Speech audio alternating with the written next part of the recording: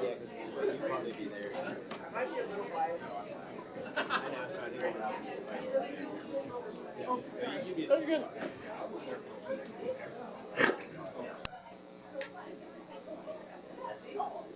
You will be needing yourself, won't you? We'll keep the elbows down today.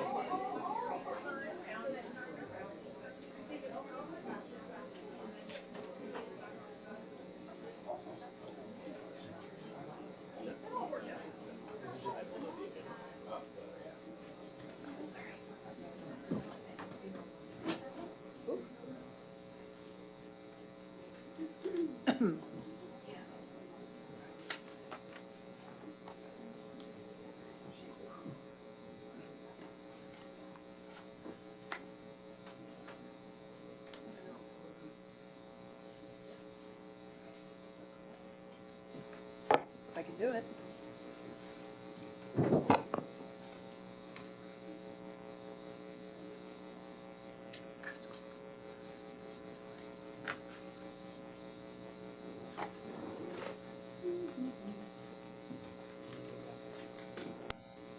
I'm not allowed to voice.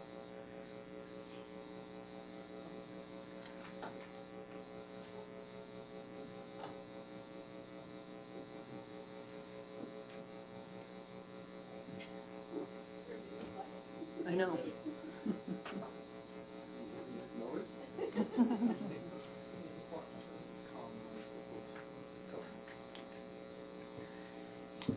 Good evening and welcome to the first regular meeting of 2026. Today is January 6, 2026, and the time is 7 p.m. My name is Jane Westman, and I am the City Clerk HR Director for the City of Newcastle. I'm calling the meeting to order and will be chairing it until the City Council elects a mayor.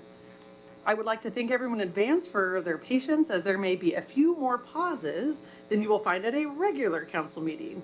And then lastly, I would like to add that this meeting is being recorded and live streamed to the city's YouTube channel. And so with that, please rise and join me for the Pledge of Allegiance.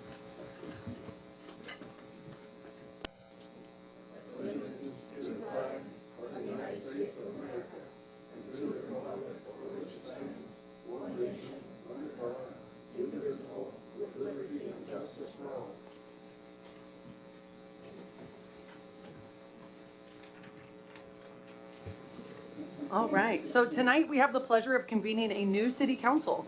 We are joined by recently reappointed Councilmember Charbonneau, and newly elected council members Karen Frost Blakely and Andy Jacobs. Welcome. I will now call the roll. Councilmember Burford. Here. Councilmember Sherlock. Here. Councilmember Griffin. Here. Councilmember Villasenor. Here. Councilmember Frost Blakely. Councilmember Charbonneau. Here. And Councilmember Jacobs. Here. Awesome, all here. So, we will start this meeting with electing a mayor. We will now proceed with the election of the mayor and deputy mayor. Council rules of procedure describe this process, and the agenda packet for tonight's meeting included a snippet from the rules and a summary via the agenda bill. I won't go in and read all of that information right now, but I would like to remind council members of a few key points. All council members are expected to vote tonight. No motion is needed to open or close the nominations. Nominations do not require a second, and there must be a majority vote to elect a mayor and deputy mayor. I'll start with questions. City Manager Pingle or City Attorney Chambers, do you have anything to add? Or any questions? No? Council members, do you have any questions about the election process? All right. So with that, the nominations for the office of mayor are now open. So now would be the time that if someone wanted to nominate another, oh, there we go. Okay. Councilmember Burford. I would like to nominate Councilmember Sherlock for mayor and Councilmember Charbonneau for deputy mayor. Both bring vision and leadership to drive positive change. I fully support. Thank you. Thank you, Councilmember Burford. For this nomination, it's just for mayor. So what I would say is that you recommended or nominated Councilmember Sherlock, and then we'll come back once the mayor's appointed. Then we'll move on to deputy mayor. Thank you. Any other nominations? Councilmember Griffin. Yes, I'd like to nominate Karen Blakesley. I've looked at her and seen her, some of her work around the city. She's been doing different tasks for the city, and I think she'd be well qualified as mayor. Thank you. Thank you. Are there any further nominations? All right, so the nominees are, I should say that if you would like to decline, if anyone would like to decline, you have that opportunity. But as I see it, Councilmember Sherlock and Councilmember Frost Blakely are the nominees for the position of mayor. So since there are no further ones, each nominee has up to 3 minutes to make any comments if they so choose. So we'll start with position order, Councilmember Sherlock. Thank you. Thank you for nominating me, Councilmember Burford. As most of the people in this room know, the City of Newcastle does not practice a strong mayor form of government, meaning the mayor is an equal member of the City Council and does not hold a lot of executive power. In this system, I believe the main role of the mayor is to run our meetings efficiently and fairly, and to be the kind of leader that communicates clearly and listens intently. We all bring unique perspectives to this dais, and I know those different perspectives will strengthen our discussions and help us make good decisions that benefit our community. I believe this council will only be successful if we are curious enough to listen and learn from each other, the public, and our staff. If elected as mayor, I pledge to be fair, inclusive, and approachable to all of you and to the public. I believe I have the skills and the experience to be an excellent mayor of Newcastle. I humbly ask for your vote, and I really look forward to accomplishing great things for our city together. Thank you.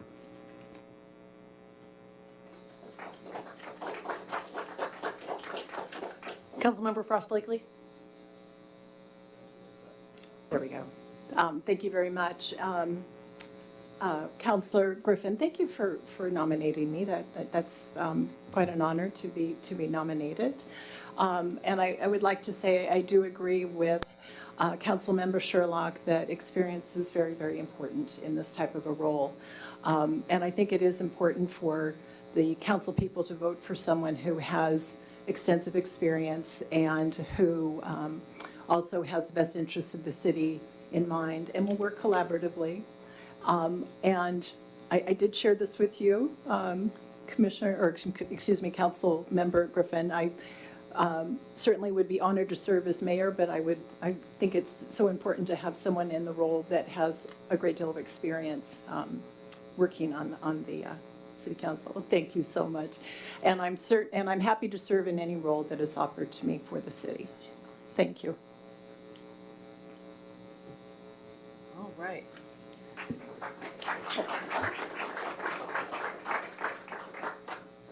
All right, just give me 1 second. I'm going to make the ballots, and then I will hand them out to members of council.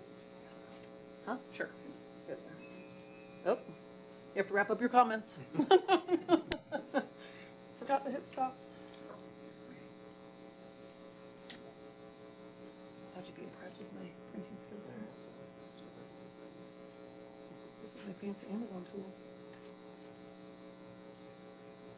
Isn't it the best? Okay.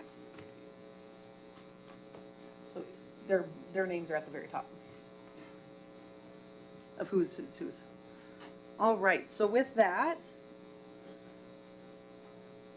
each council member is going to be handed a ballot, and there are 2 names on each, and you will circle the candidate that you would like to serve as mayor.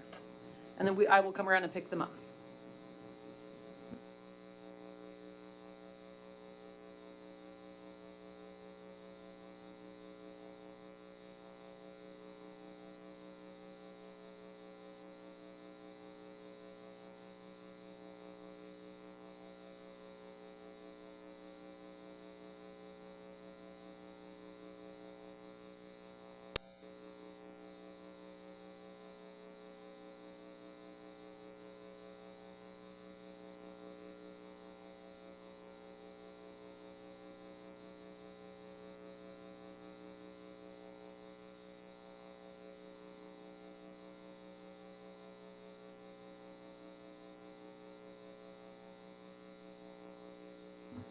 All right, and I will read them aloud.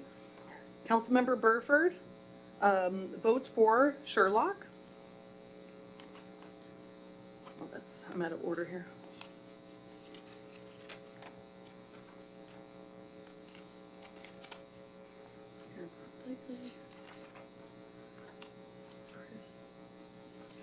All right, and then next is Councilmember Sherlock votes for Sherlock. Councilmember Griffin votes for Frost Blakely. Councilmember Villasenor votes for Sherlock. Councilmember Frost Blakely votes for Sherlock. Councilmember Charbonneau votes for Sherlock. And lastly, Councilmember Jacobs votes for Sherlock.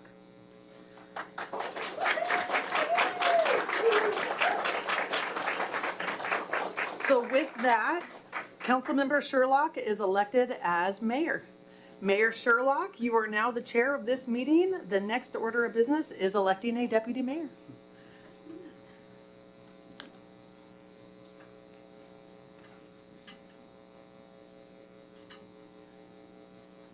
You should have a script there. Yes, thank you.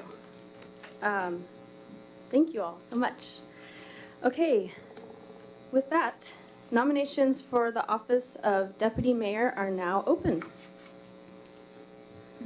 Councilmember Burford? So with the same enthusiasm, I would like to nominate Councilmember Charbonneau as Newcastle's deputy mayor. For same, both with our mayor Sherlock and Councilmember Charbonneau also brings vision and leadership to drive positive change in our city. Please join me, vote for him. Thank you.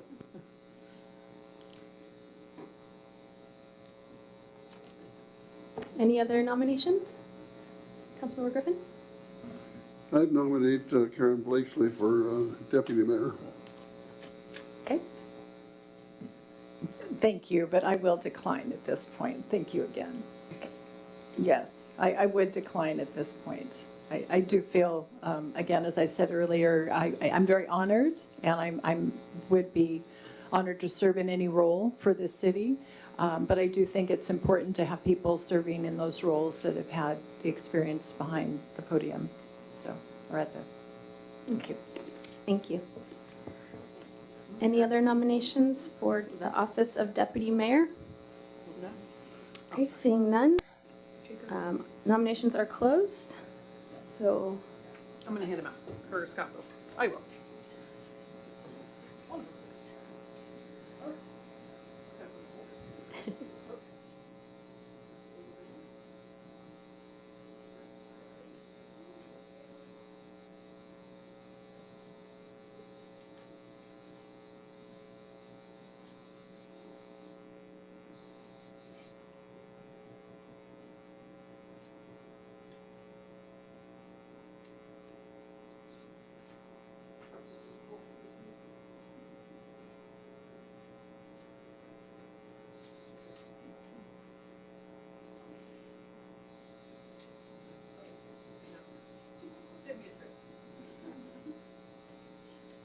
okay, thank you.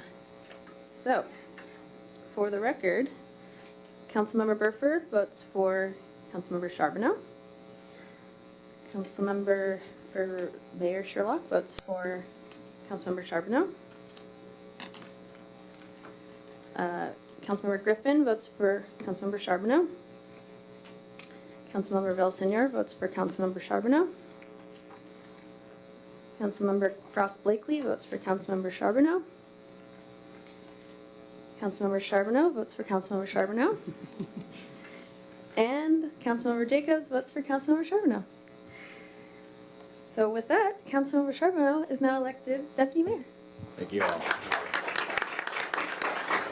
And you know, I just realized I didn't give you a chance to speak to your nomination. Did you want to say any words?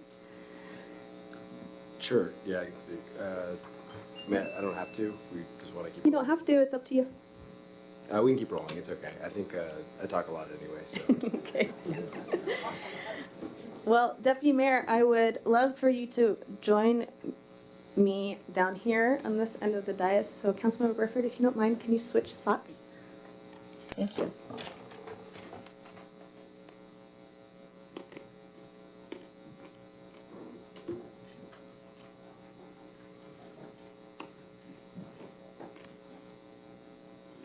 I'll change.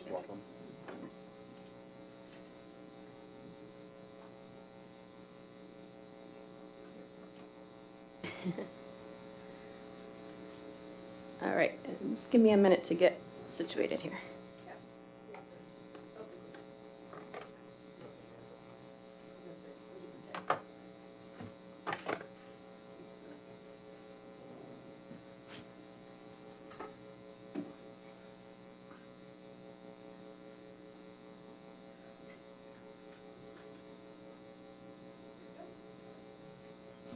Thank you. Okay, moving on. Next item is approval of tonight's agenda. Are there any requested changes or additions from the council members? Okay, seeing none, the agenda will stand approved as presented. Next up is public comment. We'll now open the public comment period. This is an opportunity for members of the public to address the council. When you come to the podium, please state your name and neighborhood for the record. Comments are limited to 3 minutes, so when you hear the beep, we ask you to please wrap up as quickly as possible. So with that, we'll begin public comment. Thank you, City Clerk.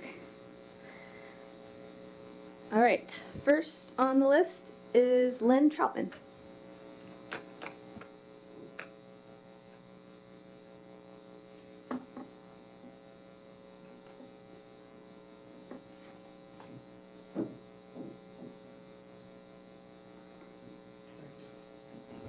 Thank you, Mayor. Congratulations.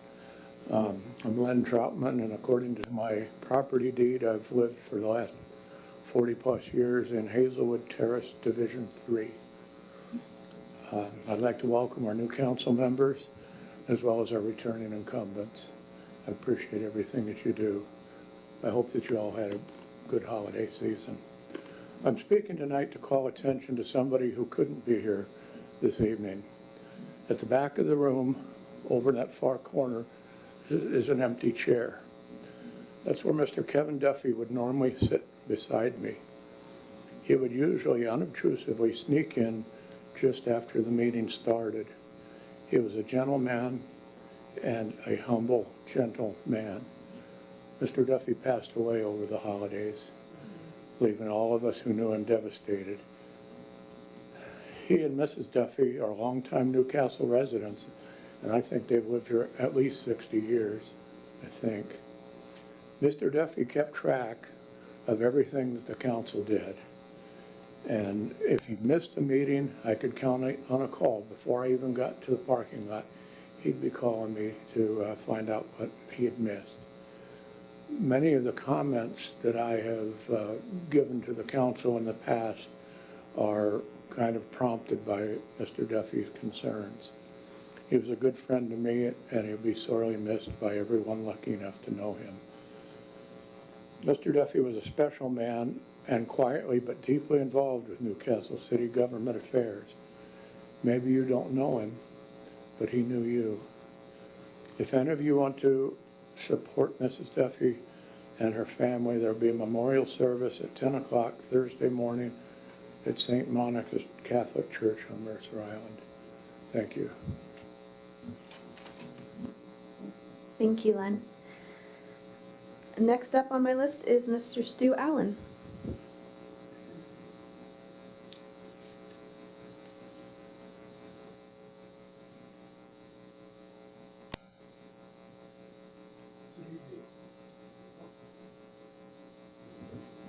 The magic button.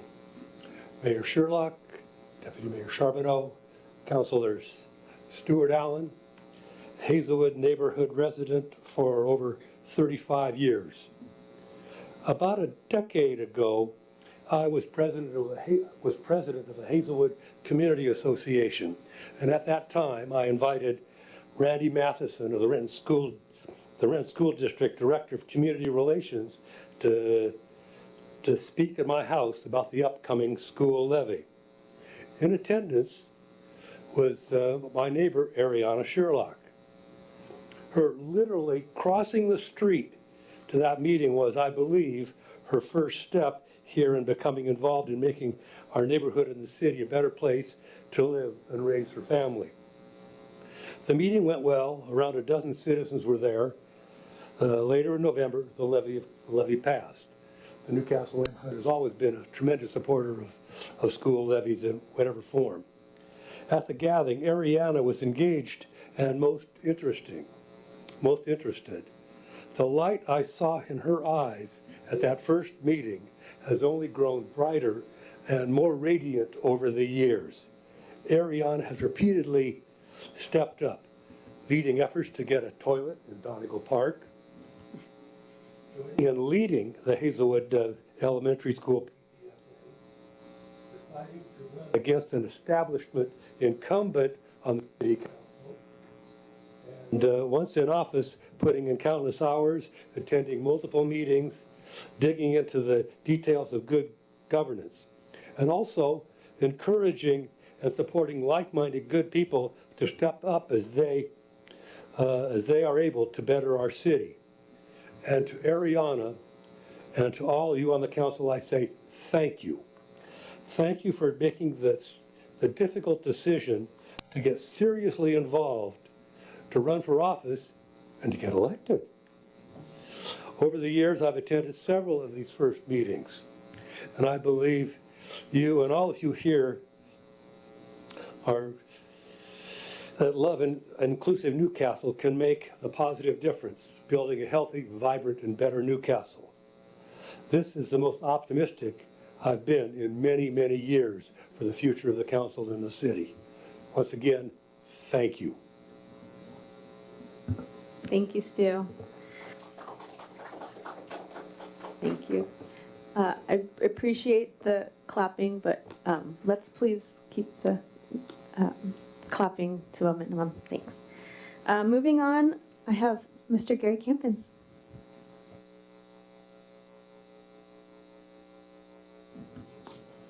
Gary Campen, Hazelwood. First of all, I endorse heartily what Stu just said. Congratulations to Ariana and to Paul. I have high hopes for this council. I think it's exceptional, and I congratulate the new members. On behalf of Newcastle Trails, now I get to the stuff I always say. On behalf of Newcastle Trails, I ask the council to give top priority to the Promenade project in Newcastle's 2016 Lake Boren Park Master Plan. And I ask you to seek funding this year to complete the project, or at least make a good start. A state grant for $200,000 is available in early 2026. I ask the council to pursue this grant for the promenade and not for the sports park on 95th. Grant possibilities are limited. We need every one we can get. The promenade will complete the Lake Boren Park on the undeveloped East Shore.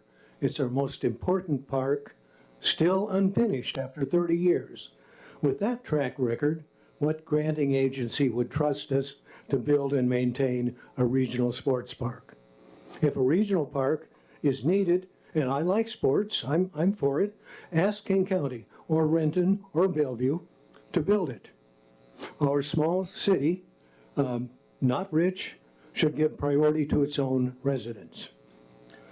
After the sports park, staff has prioritized the amphitheater project, but the 2026 master plan gives higher priority to the promenade.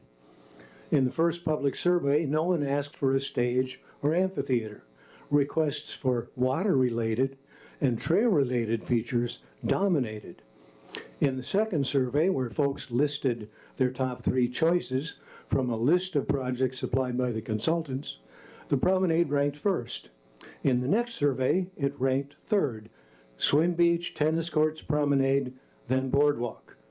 The amphitheater was 10th. ranked by 8 people out of 171. But the bottom line is this. The promenade is simply the best single project for our park system that we can do right now. That's it. It serves more people at less cost than anything else. So anyhow, the city requested a grant for the amphitheater and failed. The boardwalk grant succeeded. We can make an even stronger case than boardwalk for the promenade. I ask you to give the promenade top priority and pursue funding this year and stick with it until we get it. And that's it. Thank you very much. Thank you, Gary. Next up is Ed Flash.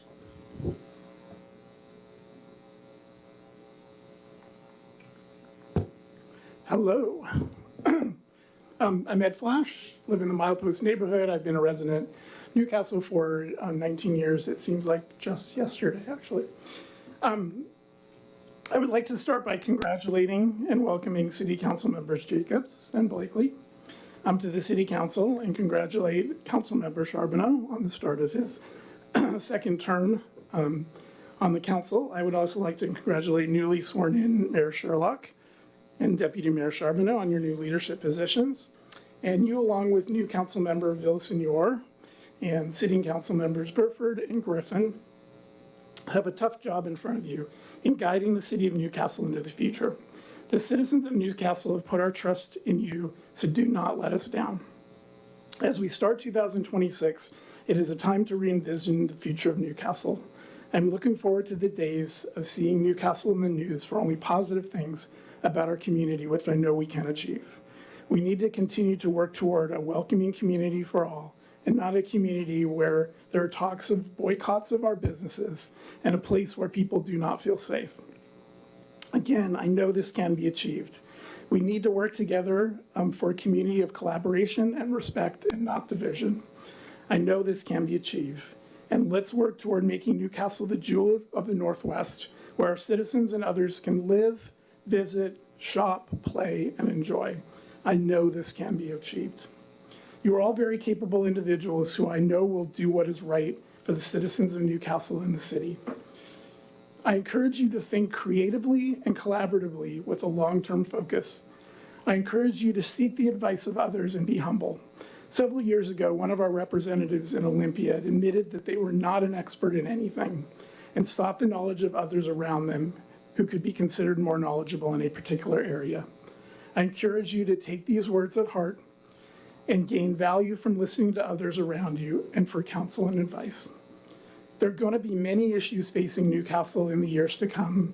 Some of them include economic sustainability, planned growth, transportation and traffic, housing, infrastructure, maintenance, preserving our environment, public safety, effective use of our public lands and assets, continuing to create a community, and many, many more.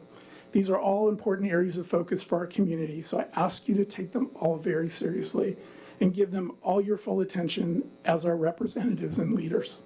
Your jobs are so important as we have put Newcastle's future in your hands. Thank you all for stepping up and making the commitment and the true sacrifice you are making in your choice to be on the City Council. I and others look forward to seeing the great things we can create with your leadership for the city in the future. Thank you. Thank you, Ed. Last on my list is Stephen Vines.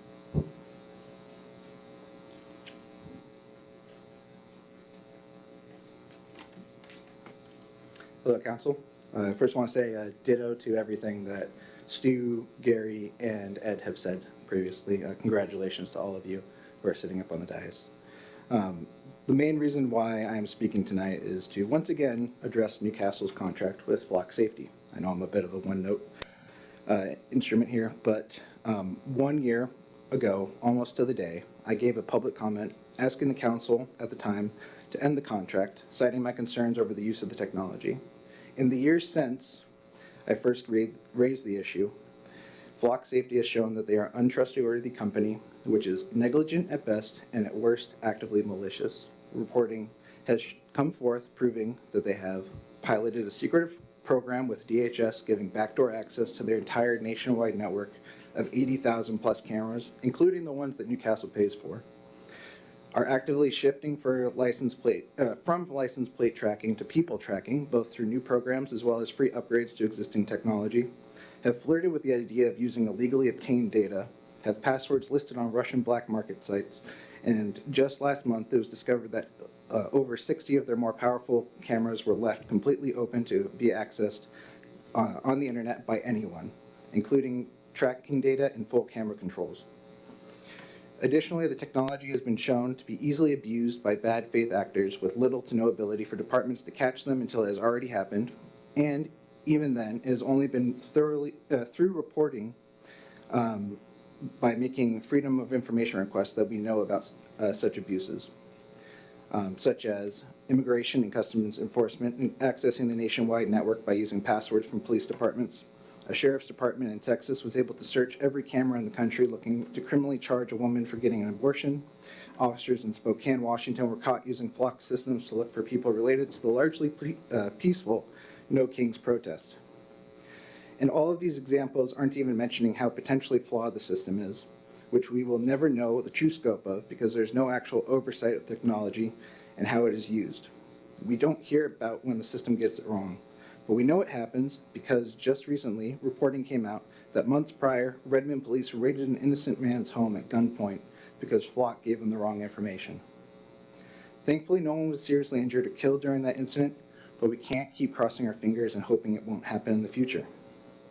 It is time to take action and join the growing numbers of cities across the country and Washington, including Redmond, in ending our contract before it causes more harm. And we need to ban the use of these types of systems by any public or private entity within our city. As our own federal government becomes increasingly authoritarian, we need to take every step we can to protect every resident in our city. Thank you.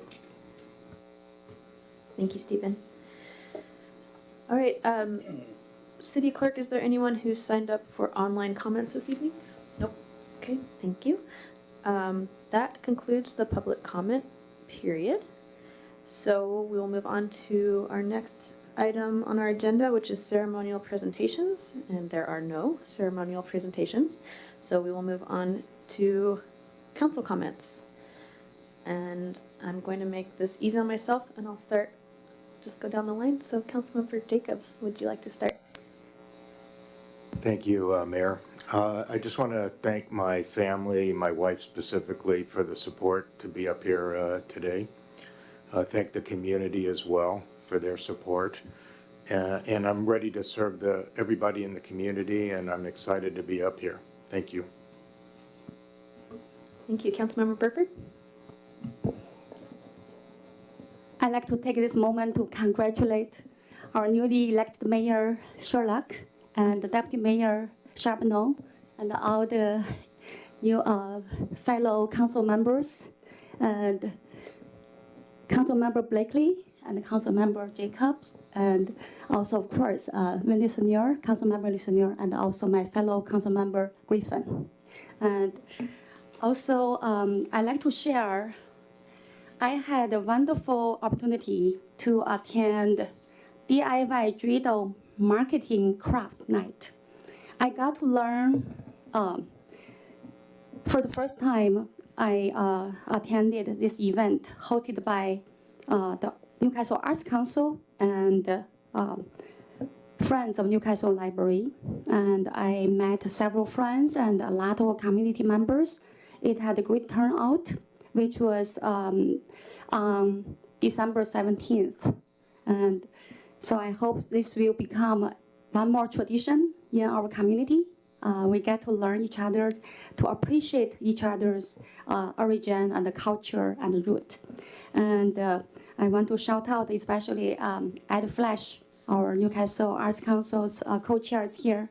And thank you so much. And also we have our former council member, our former Newcastle resident, Carol Simpson. You're here. You were our leader of Newcastle, Friends of Newcastle Library, and also our treasurer,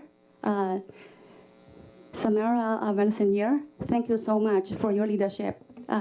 This really, really just makes my heart sing to see so many active community leaders and members, youth put your time and energy to bring people together. And another one, I want to remind everyone, please support our local scouts. Recycle Christmas trees and help local scouts go to camp this summer. And pick-up date, which is January 3rd, already passed. But if you, I believe I saw a Facebook group. Some people, they have questions. They say that their trees haven't been picked up. Just contact them. I just want to see more support from our community. And also, I want to congratulate all the residents who participated in our Newcastle annual Christmas lights event. Really, it's brought a lot of sparkles in our community. I had a lot of fun, and thank you. So that's all. Thank you. Councilmember Frost Blakely? Well, good evening all again, and I would echo Councilman Jacobs' comments on thank you, community members, for putting your faith and energy behind me. It certainly helped lift me up on those times when things were getting tough. I was recovering from my surgery and had some family issues crop up, and you really all kept me going and reminded me of how special this community really is. So thank you one and all. I will endeavor to do my best in all respects. I must say, one of the things I thoroughly enjoyed was talking to people over the last few months, and I hope to enact some of the wonderful ideas that I heard, or at least I'll bring them up to the other members here and see what y'all think. But please know that we cannot read your minds. And while it's wonderful to hear from people when we're out there in the community or during campaign season, we need to hear from you as often as possible. So please email us, call us, tackle us in the grocery store. Is that okay? All right. I'm okay with you tackling me in the grocery store if you got an idea. Or a complaint. We'd rather hear about it so we can do something about it and try to get ahead of a problem. So please communicate. And again, thank you so much for your support. Regarding community events, I had a wonderful time at the fruit and vegetable stand with the holiday tree lighting event. That was a wonderful time. And if you didn't attend this last year, come next year. It was a lot of fun. You don't want to miss it. Thank you again. Thank you. Councilmember Villasenor? Thank you. Good evening, everybody. Happy New Year. Thank you for being here. I would like to welcome our new council members, as well as our re-elected council member, Charbonneau. Congratulations to our new mayor and deputy mayor as well. So it's a great honor to be part of this group, and hopefully we can affect positive and lasting change. I'm excited the year ahead, but my thoughts go out to the many people in our region who have been affected by floods. While we as Newcastle are able to mostly avoid the effects of devastating floods, I think you'll find that as the year goes on, as we open up our construction period later on in the year, that one of our leadership challenges is going to be about costs and the increased cost of road materials and construction services that we generally contract for. So as we put our heads together and get through 2026, know that we do have leadership challenges ahead, and we look forward to tackling those. I look forward to tackling those head on. So thank you for being here. Thank you for your support through the election season, and all the best in 2026. Thank you. Councilmember Griffin? Thank you, Mayor Sherlock. I'd like to welcome everybody here tonight. It's great to have you being a part of our meeting. Thank you for coming. Thank you. Deputy Mayor Charbonneau? Thank you. So first, wanted to thank everyone that came early for the swearing-in ceremony. It was really lovely to see families here. For me personally, I did not get a college graduation, and I did not get a in-person first swearing in due to COVID. So this one's been a long time coming, so just trying to take it in and appreciate that. Thank you to Councilmember Burford and to all my colleagues for, the trust placing in me in this role. And I'm really excited to work with this group and to know all of you so well, and just feel really, really fortunate for that and what's ahead. So speaking about what's ahead, Mayor Sherlock and I have been doing some prep work leading up to this year. So I actually wanted to outline for folks before we get into the mayor's report, where Mayor Sherlock is going to be talking about committees and how folks will serve and sort of work we do with the city. So when I first started serving on council, I was reading into our rules and I found that there was a economic and community development committee that was not happening. It was written down that we should be doing it. It was something that was created and it was kind of defunct. It was dormant.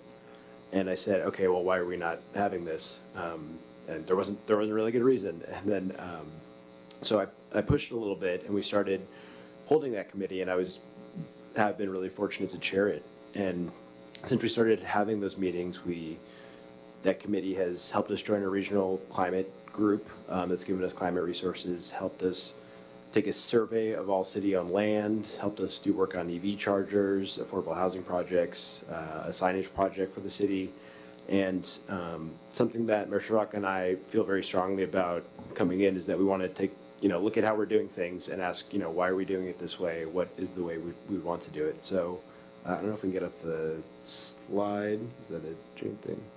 Oh, thank you. So after some talk, I took a poll of other cities that are sort of in this region and in King County, and I found that the amount of sort of commissions and city committees we had was quite honestly a fraction of what a lot of other cities did. So what we'd like to do moving forward is actually expand the number of council committees that folks can work on. So currently we have a finance committee that works with our finance department, a economic and community development committee that works with our community development department, and a salary and benefits committee that works with essentially the city clerk and our de facto human resources department. So after working with City Manager Pingle and taking his experience from other cities as well, we'd like to move forward, be adding a police, fire, and emergency management committee, which is pretty much what it sounds like. It covers public safety elements, our contract with the Bellevue firefighters, our contract with King County Sheriff's Office with all our wonderful Newcastle police members. Adding a capital projects and maintenance committee, which would work with our public works department. So those wonderful people you see out there working on the parks and the trails and working on the roads. And then as well a community outreach committee for our communications department, the really good work that Amy George does.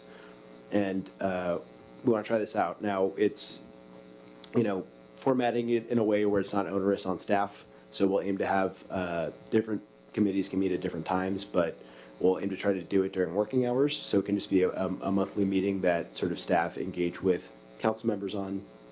And there I go, 3 minutes. And it just takes a little bit more of our time up here. We think it'll be great to create sort of more overall communication on a lot of ongoing projects, a lot of ongoing capital projects, a lot of ongoing public safety projects, and we're excited to try this out and see how it works. So that'll be something to sort of prime you all as we go into that conversation next with Mayor Sherlock. And then I've also put in a little work to, for folks that don't know, we are represented almost entirely by the Wren School District and the Issaquah School District here in Newcastle. We had 2, I think 3 or 4 term plus serving members for both those school boards that just happened to both be retiring last year. So we have 2 brand new school board members representing pretty much the entirety of Newcastle. So I'm setting up times to meet with those school board members and to do what had been in the past. There have been formal meetings between our city council and the Issaquah School District school board directors and the Wren School District school board directors. So I'll be sending around dates when I'm able to firm those down to try to sort of reestablish those relationships and engage there. So thank you. Thank you.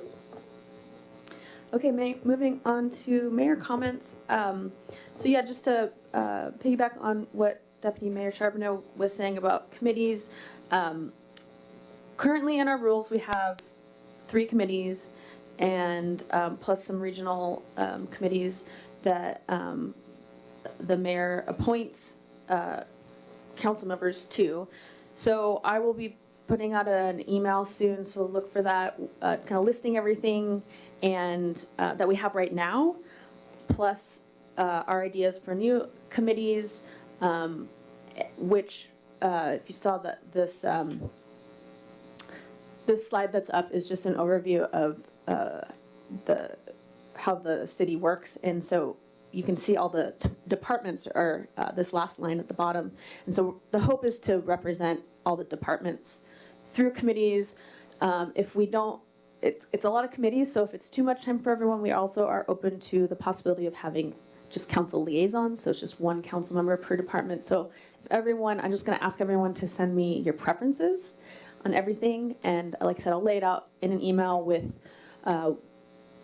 for the regional ones, especially like when they meet and what the time commitment is as well. So I think in the rules, we have until the first meeting of February to appoint all of those, but if we can get it done at the next meeting, we will. And then also, we are working on a retreat, which I'm really excited about. We haven't had a council retreat for almost 3 years. So the city manager has been looking into finding a facilitator for us. I know he's narrowed it down to 2, I think, at this point. He's trying to find a good fit for us. And so again, look for an email soon to figure out dates to schedule that. The hope is to do a full day, a business day if possible, if we can all make that work with our jobs and schedules. And potentially doing an additional half day, just gonna kind of depend on everything we want to get done. I would really love to invite the commissions to come in at some point along the way and have dedicated time with each commission as well, so we can all get to know each other. We have a lot of new people, and we haven't had a retreat in a while, so I think it's important to get to know each other and have good discussions and hear everyone's ideas. So look for that as well. Then last on my list is Olympia is going to get started doing the legislative session soon. And I think they might have left, but I just want to recognize that State Representatives Milan Tai and Representative Janice Song were here earlier for our swearing-in ceremony. So I want to say thank you to them for coming and supporting Newcastle. And also in our delegation is Senator Lisa Wellman.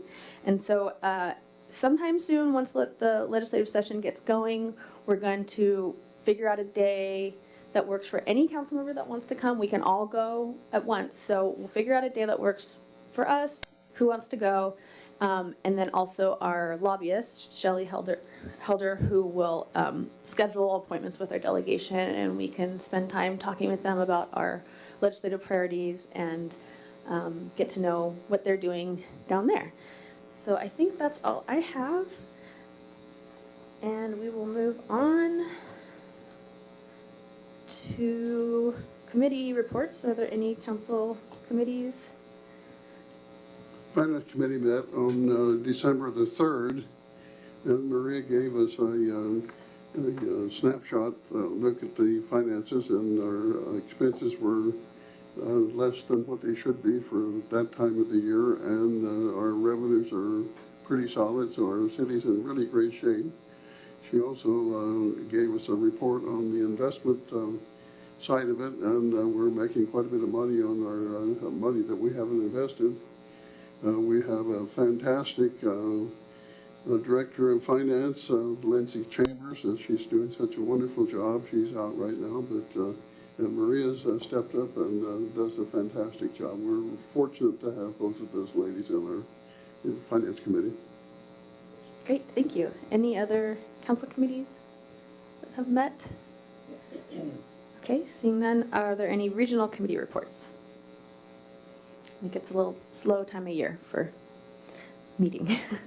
And then next up we have commission reports. So I'd like to welcome up our Planning Commission Chair, Charlie Gatzik. Thank you, Madam Mayor. How do you like the sound of that, Madam Mayor? And council members, I'm here to give you an update on the status of the Planning Commission's work on a recommendation on how to bring Newcastle's ordinances that regulate development in critical areas, bringing those ordinances into compliance with new state requirements that expand the buffer zones that protect our streams from pollution. The existing stream buffers, which range from about 25 to 200 feet from the stream, have been in place for 10 years. These are based on studies of what was appropriate to protect streams in forests that are managed for timber production. So imagine clear cuts and how to protect a stream in a clear cut. But they were kind of adapted to urban areas. But of course, there's a lot of differences between urban areas and forested areas. And as the scientific understanding of pollution in urban areas has advanced, scientists have learned that the area needed to protect them, it has to be bigger because we've got a lot of impervious surfaces. We've got houses and driveways and roads close to them. So that's the rationale behind the change in the state regulations. The state agencies are saying that buffers as wide as 250 feet are needed in Newcastle, and that none should be less than 100 feet. There's also buffers required for wetlands, but those have not changed so much. So what's really impacting us is the streams. The problem, of course, is that there are already many homes in Newcastle located in areas where the new requirements say there shouldn't be any homes, or the existing homes shouldn't be expanded. And if these new requirements were implemented without regard to the interests of these residents, they'd be prevented from making changes to their property that they were counting on for many years to accommodate growing families or changing needs. So the Planning Commission and Newcastle residents and you, we all want to protect Newcastle streams, but we also want to be fair to the people who live along those streams. And finding a way to do that complies with state law has been a challenge that the Planning Commission and city staff have been working on for the past few months. With the help of staff, the city, well, I shouldn't say with the help of the staff. This is what the staff did. The commission just advised. But the reached out by letter to residents who are living near a stream. So I think there was 500 or more letters that went out to people who might be affected. So they knew that this was coming and they had a chance to weigh in.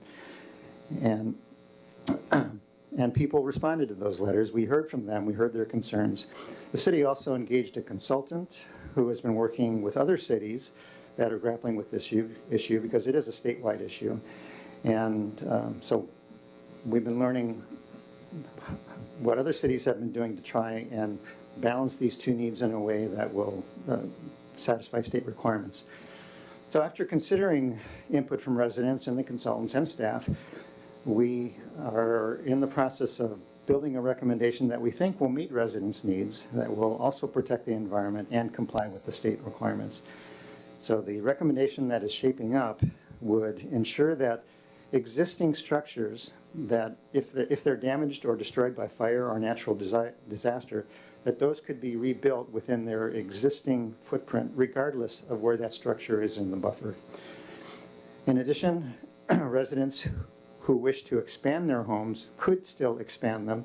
They could expand upward without restriction, but they could also expand outward up to 500 square feet, provided they were expanding into areas that were already disturbed. So a driveway, a lawn is considered an already disturbed area. So this gives existing residents and landowners some flexibility for their plans. Buffers along fish-bearing streams would be increased, and they would be 150 feet plus a 10-foot building setback. So there's room outside of the building to work on that building without damaging the buffer and damaging the environmental protection. The minimum buffer along all streams, regardless of whether they bear fish, would be 110 feet, and this includes that extra 10 feet for the maintenance setbacks. For lots that have not yet been developed and where there is room for a house to be built that is compliant with the new buffers, those properties would have to place their development outside the buffers. So if there's no house there, they would be subject to the new rules. Now, there are exceptions for plots of land where there is no place to build without going into the buffer. There is an exception process that we'll look at that and find flexibility so that there is still some flexibility there for landowners. So we're going to be conducting a public hearing on a recommendation that is built around these points that I just described at our January meeting, which happens in late January, as you know. If the commission approves a recommendation at that meeting, it would be offered to you for consideration at your second meeting in February, since your first meeting comes so close after the meeting that this would be considered. There is some urgency in achieving a solution in February. In other words, there's some urgency in having the council find something that you're happy with in February, because if our critical areas ordinance is not in compliance with state law, we would be ineligible for state grants. And as has been mentioned earlier, we are looking for grants for things to do with parks in Newcastle. So with that, what questions do you have? Deputy Mayor Charbonneau? Thank you. Yeah, thank you, Chair Gatzek, for coming. I really appreciate it, and all the work y'all have done on this. I guess, so if we're going to be the arbiter of sort of what you're defining as already disturbed areas for the, I believe that's the term you use for outward expansion up to 500 feet, I guess, is there more of a formula to it? It feels a little bit of a vague sort of description to me. I've been approached by, or I've been contacted by at least a couple of families that I know were looking at, like, can I have an ADU with these sort of restrictions, and what would be classified as an already disturbed area? I'm going to ask Director Fitzgibbons to help me with that one.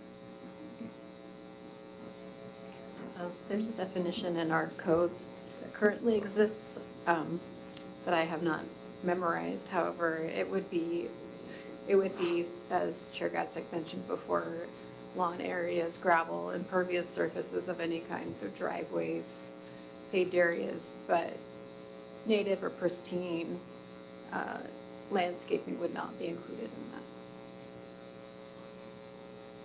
that. Got it. Okay, thank you. Any other questions or comments? Councilmember Frost Blakely? I do. Thank you very much for that report, and it's very interesting to hear the thought process, and I'm very gratified to hear that you're coming up with some potential solutions, because I was hearing a great deal of concern from residents over the past few months on this topic. And actually, my home actually falls within one of these areas.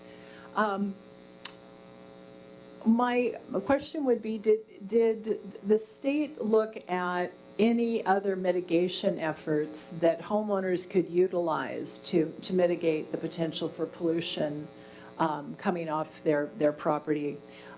So for example, like dry wells or rain gardens that they could install right up against their home structure and therefore keep the pollution offing from their home going into the creeks of the wetlands? Or is that something, if it wasn't brought up, is it something that we could bring up as another way to perhaps provide another exception for some homeowners? I'll start, then I'll ask Director Fitzgibbons to add on to it. The answer is yes, there are other ways of complying. For example, there's something called buffer averaging, where you could have a buffer be larger in one area and shorter in another so that the average complies. And there are mitigations that would be acceptable for offsetting the impact. Director Fitzgibbons?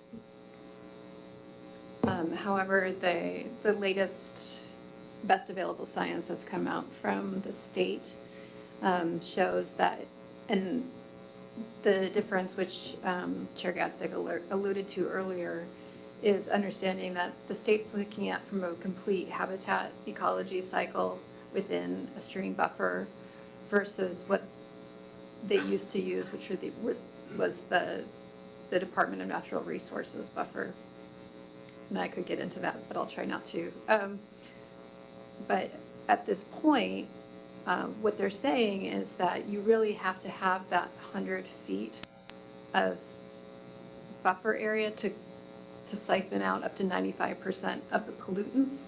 And what you mentioned with rain gardens and whatnot, while that does help slow down the water, that doesn't,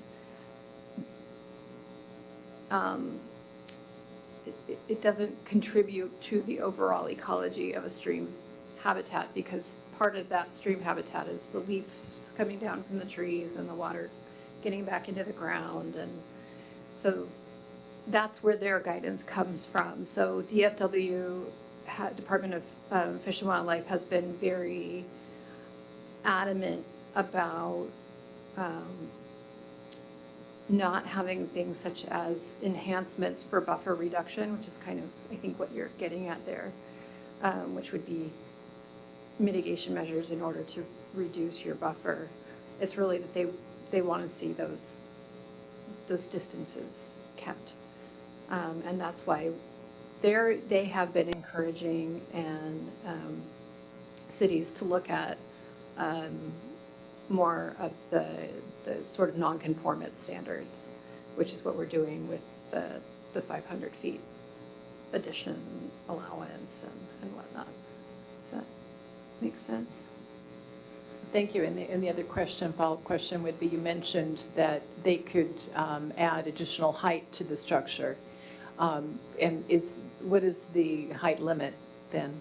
Or are you still in discussion on that particular point? It's the same limit that would apply to any other house in Newcastle. It would, okay. So there are, okay.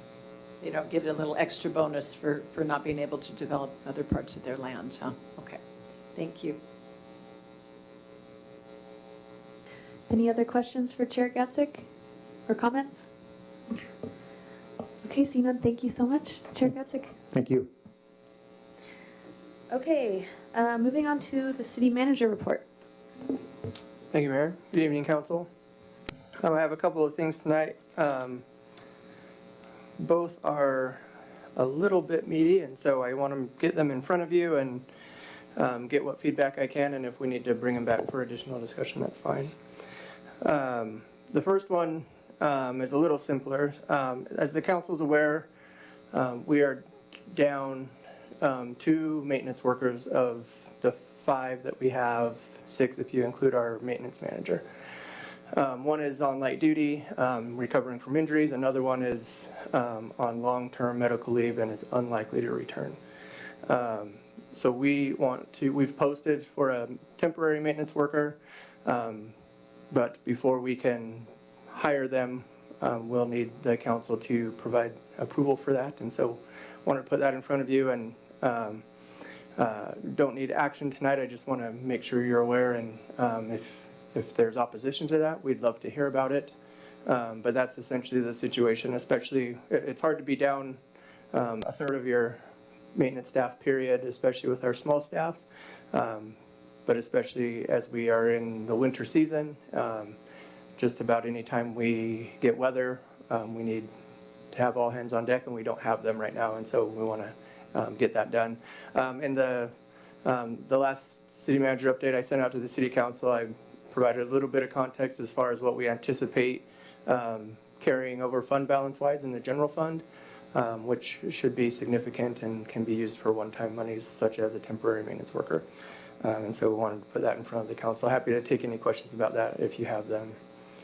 The second one is about our emergency generators. As you're aware, we received bids. They were much higher than we anticipated, and so that's why it's not on the agenda before you tonight. Our engineer's estimate was $634,000, and the low bid was $917,000. If we took away the annex generators, we'd be right about where the engineer's estimate was for both. We have a lot of options, and happy to talk through those, or if we feel like we need a more dedicated discussion about that, we can do so.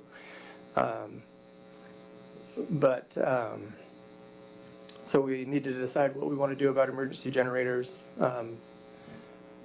Part of the consideration is we certainly want our crew to be able to operate and do what they need to do at the annex, but the conversation around emergency generators has primarily been around this building so that it can be a resource for the community when power's out. And so that's part of the consideration.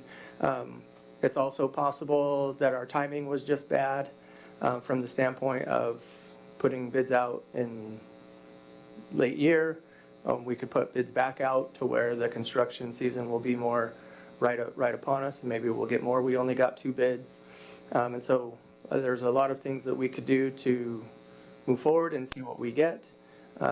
We also have an incoming Public Works Director who has extensive facilities management background, and I don't know, but it's possible that he has some generator experience with the facilities background that he has. And so wanted to put that in front of the council. Happy, again, love to take questions or comments, but we'll want to move forward in some way with our generators before we lose another season. And so we're ready to go. We can make some adjustment to how we want to bid it back out.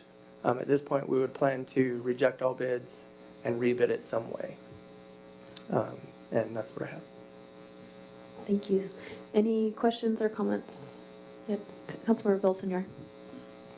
Yes, City Manager Pingle. Does the staff have an opinion on what the priority would be if you had to pick one way or the other? Have you formed an opinion, whether it be the annex or here? I mean, just from a city operation standpoint.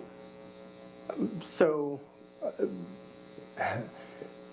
I think that if we had to choose one or the other, we'd want to do City Hall. I think that as much as it's not ideal for the crew, they can operate without power. But it's hard to make a building that is generally not open to the public open to the public. And so I think if we needed to make that call, we'd probably land with City Hall. We've talked about that a little bit. City Hall also becomes where we're able to communicate with the public from. Even if we're working remotely, we have to be able to get into the City Hall server remotely, and so City Hall has to be operational for us to communicate and to have information and get into the website and all of the things that we do when we're out of power, and try to make sure we have information for the community. And so there's that. I think there's probably some economies of scale that you lose with not doing both, but those would be fairly minor. Councilmember Frost Blakely. Thank you. Several questions.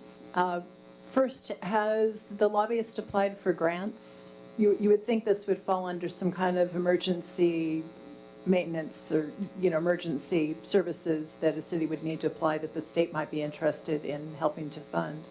So we've gone down that road for several years. Okay. Without success. Okay.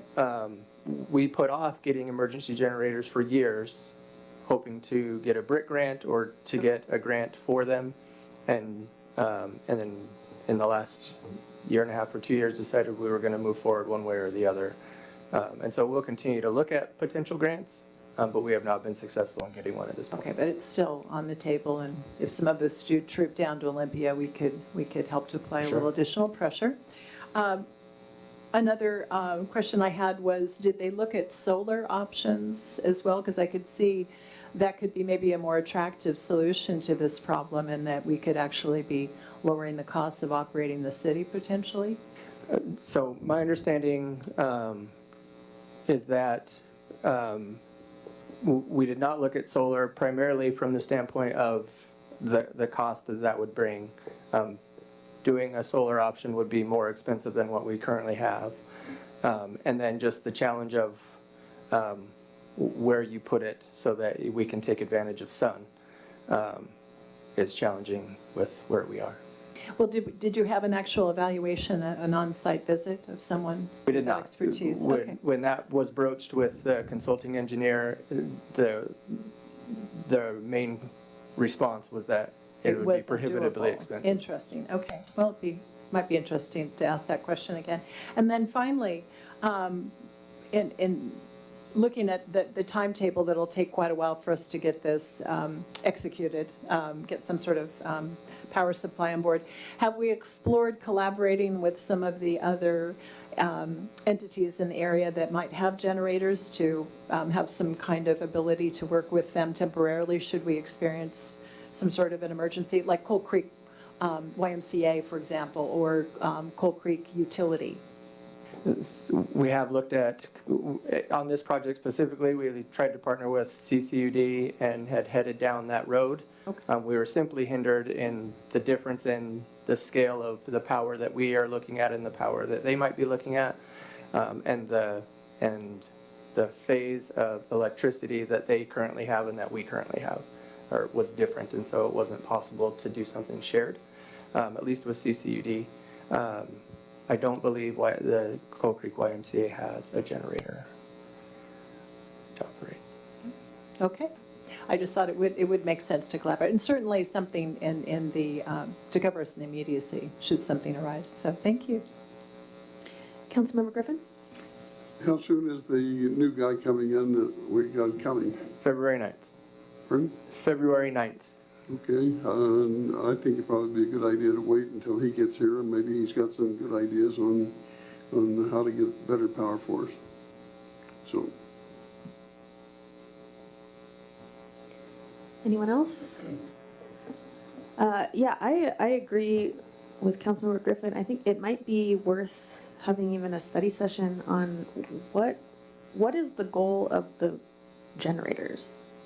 Like you said, it's like we've got our server here, so that needs to be, that's important because then we can work remotely. There's the idea of having a place for the public to come. This building isn't built for that. Are there other options like the YMCA that we could partner with? I think it's a good discussion that maybe we should have with the council. I'm seeing head nods, so maybe we can talk about putting it on the planning calendar. Okay, thank you, City Manager. Moving on to our consent agenda. So these items are considered routine and are approved with one motion unless a council member requests that an item be removed for separate discussion. Are there any items council would like removed from the consent agenda? Okay, seeing none, the consent agenda is approved as presented. Next up, public hearings. We do not have any public hearings. There's no unfinished business. So general business. This evening, we have agenda item 13.1, approval of resolution 2026-1069, King County Parks Property Tax Levy Agreement. City Manager Pingle, are you going to speak to this? Thank you, Mayor. So the King County Parks Levy was just renewed. And with that, it's a 5-year renewal, so it goes through 2031. With that renewal, we have to have an updated interlocal agreement with King County in order for us to utilize the funds that are dedicated to the City of Newcastle, as well as to have access to applying for grants for those levy funds for their grant portion. And so that's what this interlocal agreement is. It's just the new agreement for those funds. We anticipate receiving more funds in this next 5-year cycle per year than we did in the previous cycle. In 2025, we received a little over $163,000 in park levy funds from King County. Generally, at least historically, the city has dedicated those funds to the park capital improvement fund, and but that's not the only way we're allowed to spend them. The parks levy funds could also be used for maintenance activities as well, but the way we've spent them is to help with capital projects. Okay, any questions or comments from the council? All right, seeing none, is there a motion? Deputy Mayor Charbonneau. Thank you. I move to approve Resolution 2026-1069, the King County Parks Property Tax Levy Agreement, and authorize the city manager to execute the agreement. Okay, it's been properly moved by Councilmember, or Deputy Mayor Charbonneau and seconded by Councilmember Griffin to adopt resolution number 1069, approving the King County Parks Property Tax Levy Agreement and authorizing the city manager to execute the agreement. All those in favor, please say, oh, would you like to speak to your motion? Yeah, sorry. I just wanted to say I was fortunate to, I was on the Sound City Association's Public Issue Committee team that worked on this. They originally, the folks behind the King County Parks Levy came with what would be sort of a lower allocation to cities, and we worked together to sort of apply some pressure there and really, really push that, let cities use these funds for their own purposes for parks, because every city is different as well. And they came back with a really great proposal, and that's part of a big part of the reason that we're going to get more money there. So it's awesome to work on this and now see this sort of manifested.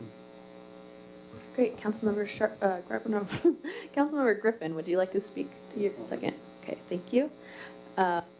Okay, all in favor, please say aye. Aye. All opposed, please say nay. Okay, motion carries 7-0.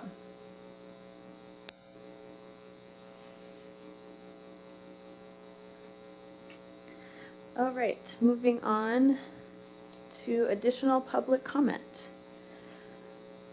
We will now open the second public comment period. Is there anyone signed up? Okay, great. So again, when you come to the podium, please state your name and neighborhood. Thank you. For the record, and your comments are limited to 3 minutes. And I have Lane Sherlock.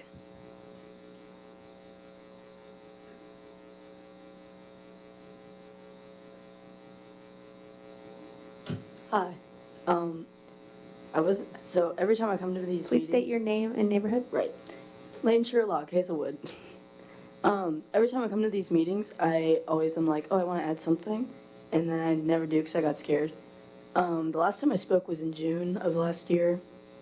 And that was a really stressful time. And I'm really glad that the atmosphere just feels better. I was thinking this earlier that it feels so much calmer in here. And I obviously want to congratulate everyone who recently got elected or reelected.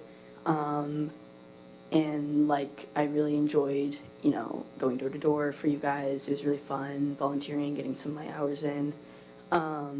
Congratulations, Paul. You really deserve Deputy Mayor. I think you will do a great job, And Mom, Ariana Sherlock, Mayor Sherlock, congratulations. I've been wanting to call you Mayor Sherlock for a very, very long time.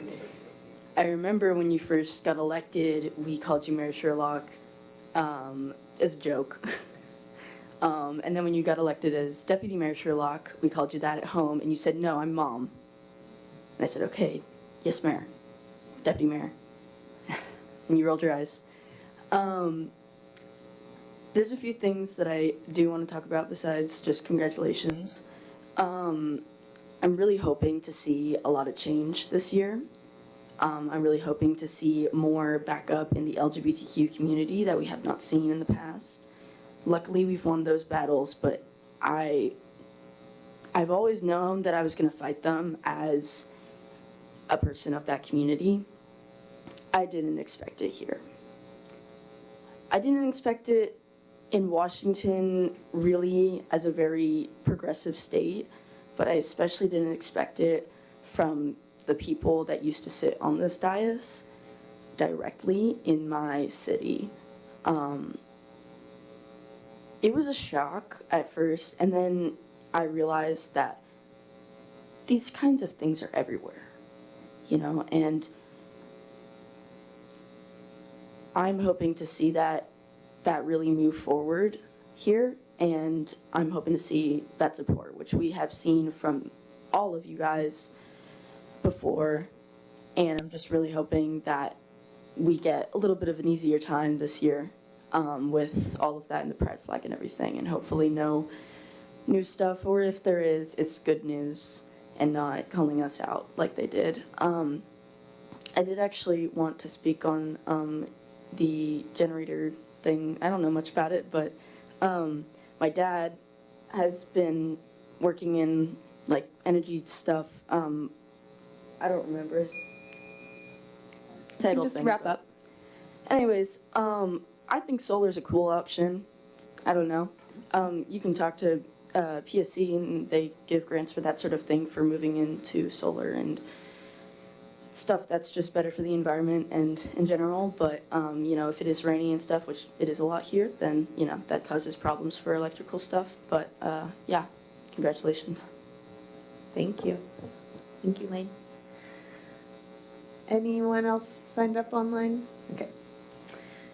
All right. Next up is the planning calendar. City Manager Pinkle. Thank you, Mayor. So for the following meeting, a few items for consent and a couple for our general business.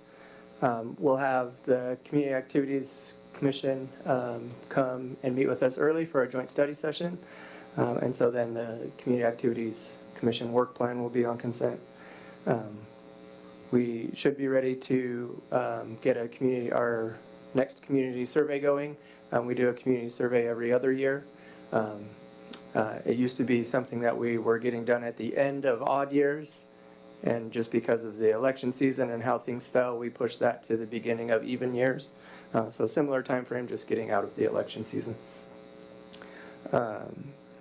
On-call stormwater services amendment, again, that's a contract that we currently have. There's options in our public works contracts for additional years, and so it'll look similar to the street sweeping contract that you approved tonight on consent. And then Director Fitzgibbons will have a couple of items for us as far as our capital facilities plan update and our 2026 fee schedule update. I'm happy to take any questions on those. Any questions? Okay, seeing none. Next up, we're going to go into executive session. So let me read. We want to invite Jane too. Okay.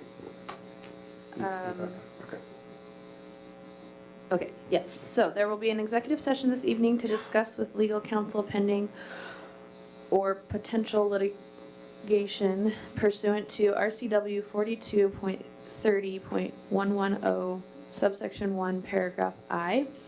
Executive sessions are closed to the public pursuant to state law. We will convene into executive session at soon and then go to how long? Let's do 20 minutes. For 20 minutes. So 8:41. We will come back at 8:40. We invite City Manager Pingle, City Attorney Chambers, and City Clerk Jane Westman to join the executive session. After the executive session, the council will reconvene and does not intend to take further action.